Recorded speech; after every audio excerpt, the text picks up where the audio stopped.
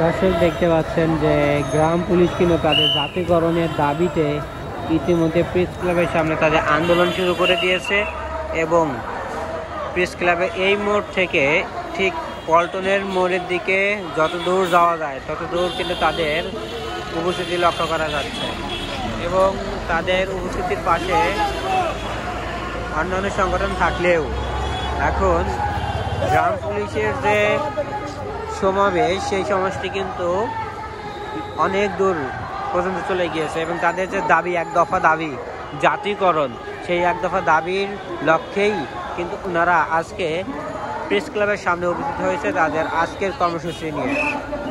এবং আরেকটি বিষয় না বললেই না, এখানে কিন্তু গ্রাম পুলিশ কিন্তু আইন শৃঙ্খলা বা যে ট্রাফিক রুলস সেগুলো নিয়ন্ত্রণ করে কিন্তু ওনারা এখানে উপস্থিত হয়েছে এবং আমরা দেখতে পাচ্ছি একটি অংশ কিন্তু গাড়ির যে গতি সেটাকে সচল রেখেছে এবং ম্যাক্সিমামগুলোই লাইনে দাঁড়িয়ে তাদের এক দফা দাবি বা জাতীয়করণের দাবিতে কিন্তু তারা সমাবেশ পালন করছে।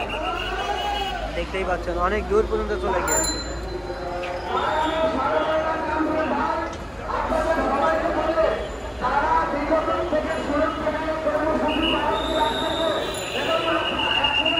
এখানে কিন্তু আরো দেখা যাচ্ছে এবং জানা যাচ্ছে যে আরো নাকি আসতেছে। তো আমরা একটু শোনার চেষ্টা করবো তাদের এক দফা বা তাদের দাবিগুলো কি। ভাই আপনারা কি দাবি নিয়ে আসছেন আজকে? আজকে আমাদের দাবি জাতীয়করণ এক দফা। জাতীয়করণ করেনি এখনো? এখনো করেনি। এখানে আপনারা এখানে কতজন আছেন বা কোথায় থেকে আসছেন? এখানে আমরা প্রায় 64 জেলার লোকে আছি। 64 জেলা থেকেই? আপনারা দাবি আদায় না হওয়া পর্যন্ত আপনারা এখানে কি চলমান পর্যন্ত আমরা এখানে অবস্থান করছি, কর্ম এবং যতক্ষণ না হয় ততক্ষণ পর্যন্তই আছি।